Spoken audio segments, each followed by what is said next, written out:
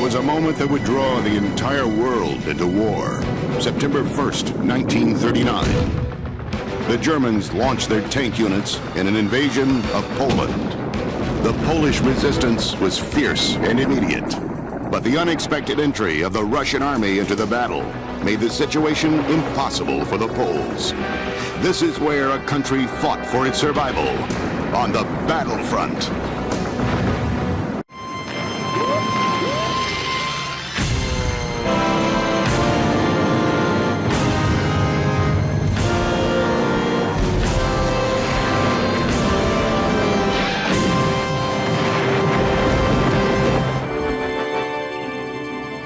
In the waning days of one of the most beautiful summers ever, Poland in 1939 is a country on the brink of a catastrophe.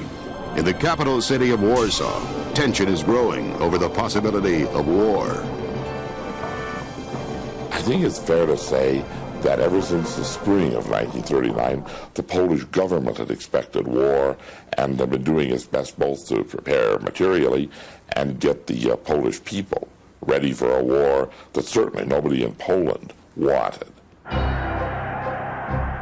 Interesting and sadly enough, both in the German military and on the German home front, there was a, today hard to believe, enthusiasm for war against Poland, enhanced by the fact that the Poles had gotten at least some of their land back when Poland was again made independent after the First World War. Although one could say that there were many Germans who were very worried about a new war, there was certainly a sense of cohesion and in the military a sense of positive attitudes towards war when it came to fighting the Poles. But Poland is somewhat buoyed by an army made up of 350,000 infantrymen and another 1.5 million men in reserve awaiting mobilization. Polish soldiers also have a reputation for courage and fighting strength. Poland had developed its cavalry really as mounted infantry and organized and equipped it to be able to check mobile forces. And their cavalry was well equipped with anti-tank weapons, mortars, machine guns, and they only used lances for parade purposes. They understood the advantages of mechanized war, motorized war, but unfortunately, Poland's national budget simply wouldn't stretch to buying or constructing the tanks and supporting vehicles necessary to match the Germans. Another weakness is the Polish Air Force. Many of its planes are obsolete and suitable only for training purposes. Germany, on the other hand, has a highly trained and well-equipped army. The Germans have 20 times more tanks than the Poles, along with a wide variety of modern armored vehicles. Germany has a standing army of 75 divisions, a total of more than 1 million men. Since Germany planned to go to war, there was never any doubt in their mind that to go to war, or rather a series of wars, they would need massive military forces. But the ultimate backbone of German might is an air force of 1,400 modern bombers and fighters. The Luftwaffe has been trained to work in close collaboration with the armored and artillery ground units. The German commanders have been developing a new form of warfare, the lightning strike, known as the Blitzkrieg. Speed and mobility are its major components.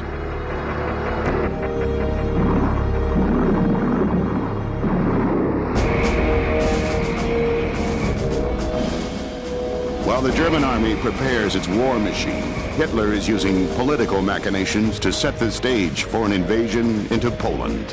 On August 23rd, Hitler signs a non-aggression pact with Joseph Stalin.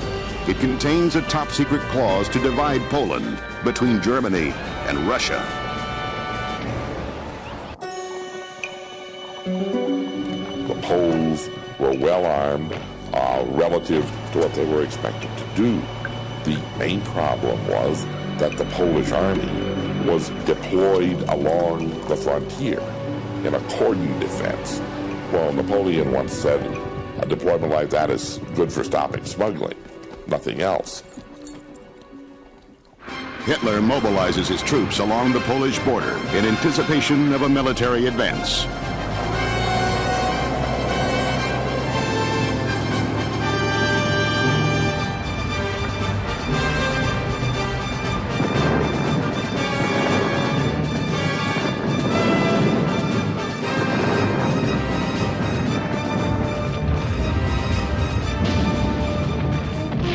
On September 1st, Germany attacks Poland.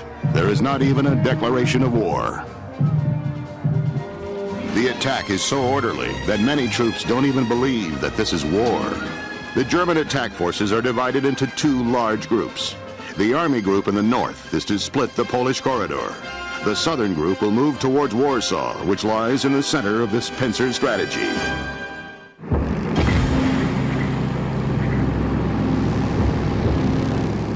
In the general attack on Poland, the Luftwaffe was designed and destined to play a very critical role. It was an area in which the Germans knew they had an enormous advantage over the Poles. And in fact, the timing of the attack was geared and could not be postponed because the Germans were afraid that the unpaved airfields in Poland would become soggy once the fall rains started.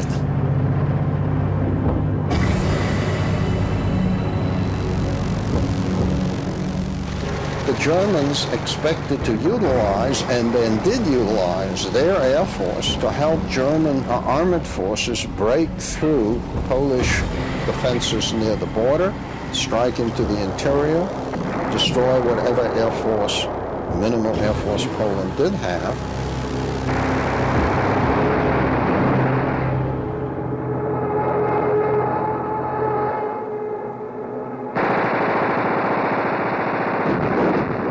Within the first few hours, the Luftwaffe has easily wiped out the Polish Air Force. The German ground forces can now move ahead without being attacked from the skies.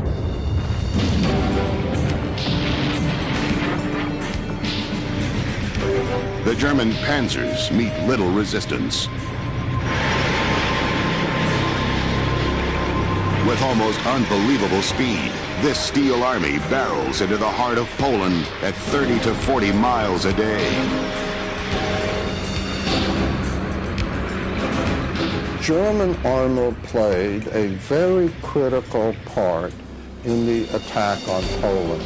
The German armor is utilized to provide, if you will, the punching into Polish defenses behind which the German ground forces could move behind.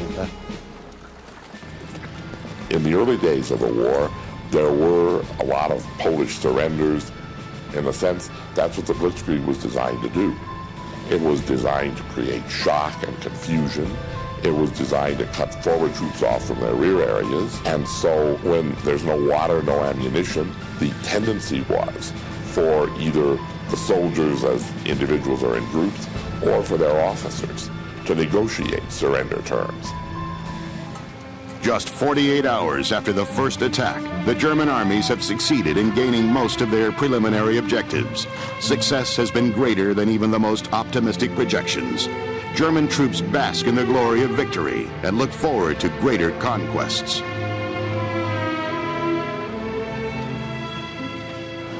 The only problems German forces face are when their panzer divisions run out of gasoline and ammunition. But these are minor inconveniences, considering the overall picture. Meanwhile, the Polish cavalrymen retreat to a position where they hope to make a stand. The Polish army was able to stand and fight at the Vistula River, and what this amounted to was that some retreating Polish divisions were able to link with units that had not been engaged, and they mounted a counterattack on the left flank of the German 8th Army, shoot up one division very well, and hammered two more. The southern German army group destroys the 4 Polish armies facing it. The remnants are scattered in retreat. The Poles did a good job until the Germans were able to bring up armor and the Luftwaffe's dive bombers. And with a horse-drawn army and a decision-making system that was based a lot on consultation and checking with military and political figures, the Polish government, Polish armed forces simply couldn't react. As the Germans moved forward, there was a very mixed picture. In certain places, Polish units just simply held fast and fought and fought and fought. In other places, they were able to advance relatively easily and relatively quickly as Polish units in some places simply disintegrated. But the most serious setback for the Poles is on September 17th. The Russians, suddenly voiding their non-aggression treaty, launched their armies into eastern Poland. This is a completion of the secret agreement between Hitler and Stalin. Poland is caught in the middle as two foreign armies enter its borders in a devastating invasion. September 1st, 1939. Poland is caught between the German army in the west and the Russian army in the east. The under-equipped and outdated Polish infantry must face the most powerful fighting force in world history.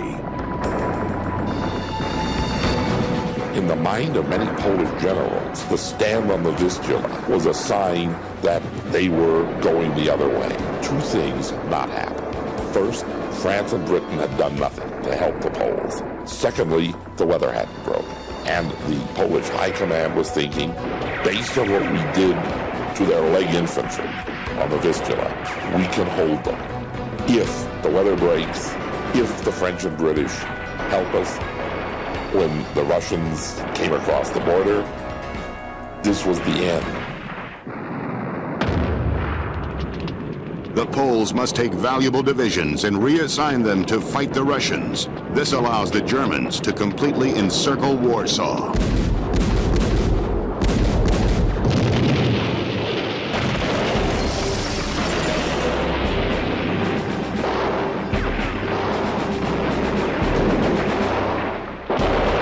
There is some resistance by Polish rear guard troops and civilians. Bridges are blown up and roads are demolished. The pattern of cavalry against tanks and machine guns was the same on all the frontiers. But a better way of phrasing that is, it was cavalry against tanks. Because again, the Polish cavalry had its machine guns, its anti-tank weapons, and was trained to fight dismounted.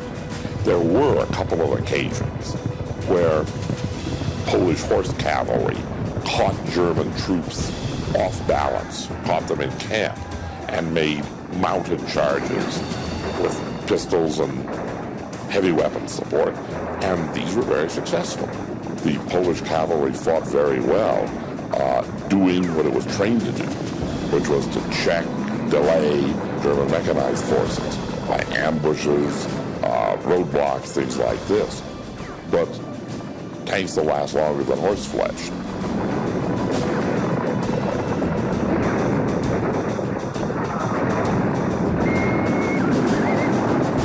Something that was noticeable all through the campaign, but particularly in the fighting along the Vistula, was that aerial attacks really terrified the horses on which the Polish army depended, not only for the cavalry, but to pull its guns and supply wagons. Before the war, the Poles had tried to condition horses to the sorts of noise that aircraft and air bombing makes, but they didn't have the time and they didn't have the spare fuel. This was the end. As far as the Polish army was concerned, the Polish government was concerned, there was no hope of continuing resistance in Poland. For this reason, increasingly, in the last, say, 10 days of the war, the issue became getting as many men and as much equipment out of Poland to the south, into Romania, in the hopes, and indeed the reality, that they'd be able to fight again. The Germans took very, very large numbers of Polish soldiers prisoner. And these prisoners were, I think it would be well, to say in a way, stunned by what happened to them, and happened to them so quickly under such difficult conditions. One of the things that the Germans did was to wage a propaganda campaign using transport aircraft to drop bales of leaflets. Most of the leaflets aimed at the Poles were, "Why die for nothing? The French and British aren't going to help you. Surrender." I think very few Poles believed that their treatment at the hands of the Germans would be anything but hideous. Warsaw is bombed day and night by the Luftwaffe. The heavy siege turns a once beautiful city into rubble. As the German forces advanced, they were very eager to take Warsaw, in part because it was their hope that the capture of the Polish capital would lead all other Polish forces still in the field to surrender. So there's a military objective here. And then there is a political objective. There is the hope that maybe then they could temporarily make peace, having crushed Poland, and get ready to crush Britain and France a bit later without having to fight them in the meantime. There is therefore, if you will, a good deal of hurry. And it is under those circumstances that the Germans decide on very massive air bombardment to try to level as much of the city as possible.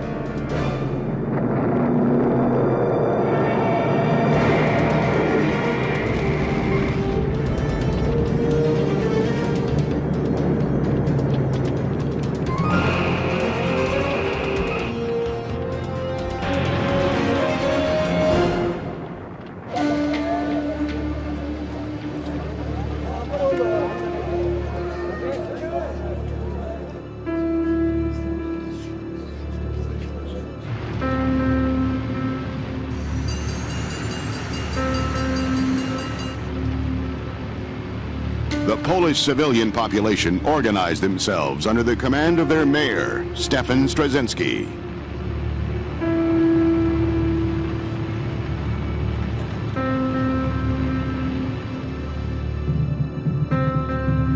By the 26th of September, the city is in ruins and the population is near starvation. Warsaw is filled with orphans and the homeless.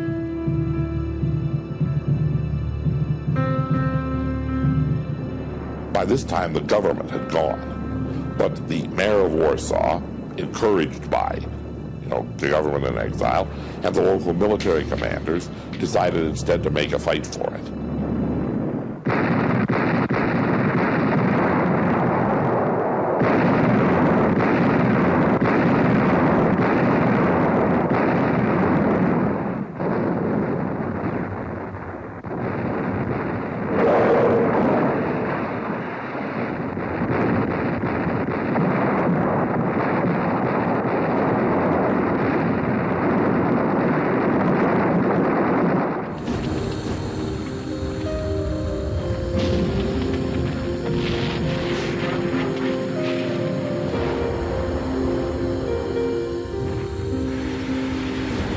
There is heavy fighting in the outskirts. The Poles defend the city effectively for several days in late September 1939. And when they talk about the possibility of surrendering, it's at this time that the Germans, who are still at that point of the war enthusiastic about the concept of unconditional surrender, it's in fact the first time that the phrase appears.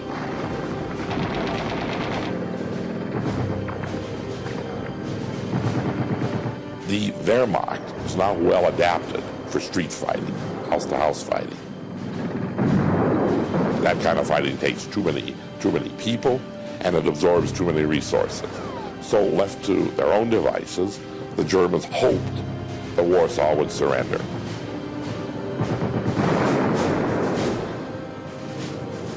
In the end, Warsaw surrendered on terms. That is, they sent out a white flag and negotiated with the Germans in a more or less traditional style. But the siege of Warsaw did tie up fair numbers of German troops that, employed elsewhere, might have prevented the remnants of the Polish army from escaping to the south. On the afternoon of September 27th, Warsaw capitulates. A garrison of 140,000 officers and troops march out of the city to lay down their arms. With Warsaw fallen, there is only one more pocket of resistance, Modlin. German reaction to Polish resistance was again a mixed one. On the one hand, the Germans were thrilled that they were able to do this all relatively quickly, and that their losses were not that hard. On the other hand, the Germans also noticed with some care that against somewhat harder and better equipped forces, their own units still needed a great deal of training and a great deal of work. Modlin surrenders on the 29th. Poland has been conquered in less than a month. It is one of the swiftest campaigns in military history. This very rapid victory in the East that the Germans carried out had a number of very important implications for the war. For the Germans, it meant that they could now do what they had hoped to do when they negotiated with Poland earlier. That is to say, a quiet Eastern Front while they concentrated all their forces for the war in the West to crush France and Great Britain. In that sense, it did militarily what they had initially hoped to do diplomatically, if you will. It furthermore provided them with the opportunity to exploit Poland's economic resources. The Polish national anthem begins with the words, "Poland is not lost forever." From the government's point of view, from the point of view of the military exiles, and from the point of view of millions of Polish citizens, this defeat was temporary, and Poland would rise again. The human cost of Poland's defeat is staggering, but it is only the beginning of this country's agony.